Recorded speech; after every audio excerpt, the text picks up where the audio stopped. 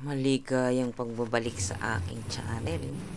Ngayon, ipapakita ko sa inyo kung paano ako tumamba sa pag-iihaw ng pusit. Okay?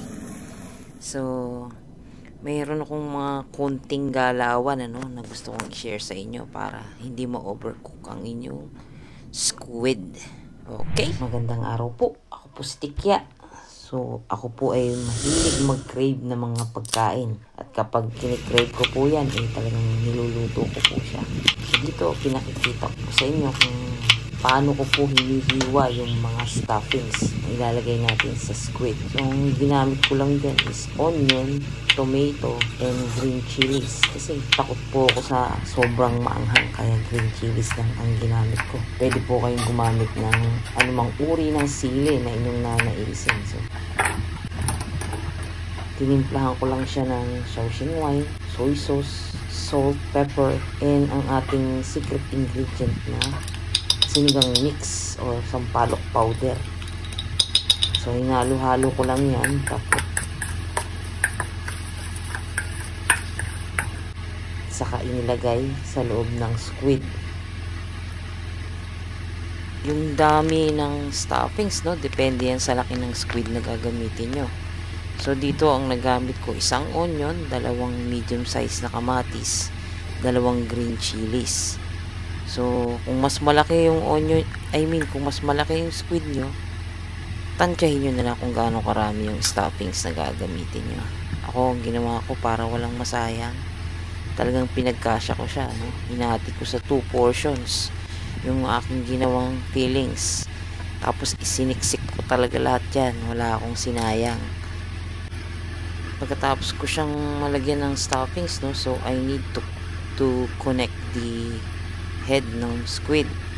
So naisip ko gumamit ng skewers, bamboo skewers, para makonect siya.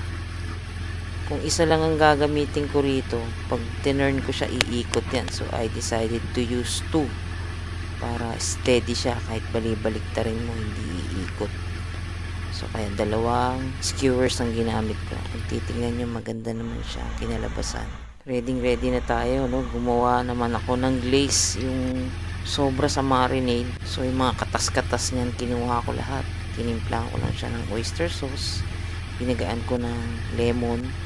Tapos, konting oil, and then sweet chili sauce para malapot-lapot siya, para kapag pinahid mo, kakapit sa pusit natin. Ayun nga, nakapagpapaga na ng grill ang ating partner dyan. So, dito, magsisimula na tayong, akong mag-ihaw. So, dapat talaga babantayan nyo yan pag nag-ihaw kayo. Aalagaan sa pahid. Kasi importante din yan para yung temperature ng pusit natin hindi mabigla. So, papahiran mo talaga siya ng glaze para double purpose na rin. Hindi siya ma-overcook agad-agad ng hilaw, tapos kumakapit pa yung flavor sa pusit natin. Ako po ay mahilig sa seafood. So, isa sa mga paborito ko talaga ay ang pusit. So, yan nga, binaligtad na natin, So, kagaya nga ng sinabi ko, para maalagaan natin yun or makontrol natin yung temperatura ng pusit, papahiran natin siya palagi ng glaze na ginawa natin para yung lasa niya kumapit talaga, at saka maalagaan din natin yung temperature ng squid. Kung mapapansin nyo, umikli na yung tentacles niya. So, yan na yung cue ko para i-score na yung squid, para meron din akong reference kung gaano na katagal or ka-well done na yung pusit ko habang aking siyang iniihaw.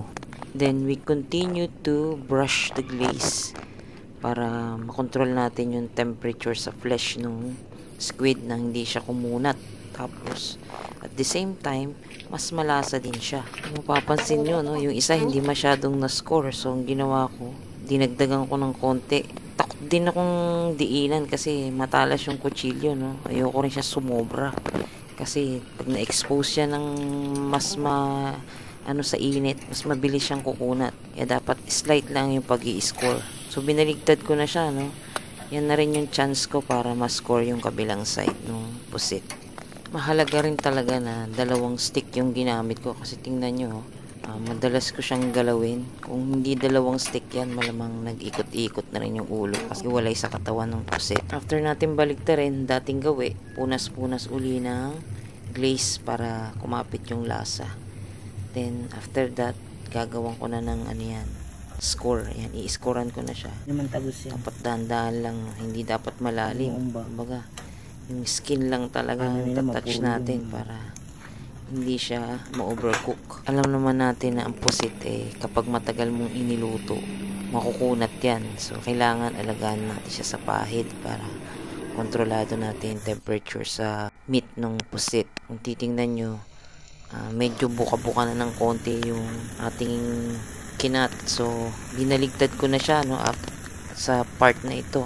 Kung mapapansin nyo yung kabilang side, ready na kasi kumapal na yung in-score natin na skin. Kung maikukumpara mo sa una, ganyan na siya sa mga sandaling yan. Ilang segundo na lang pwede na natin yan hanguin.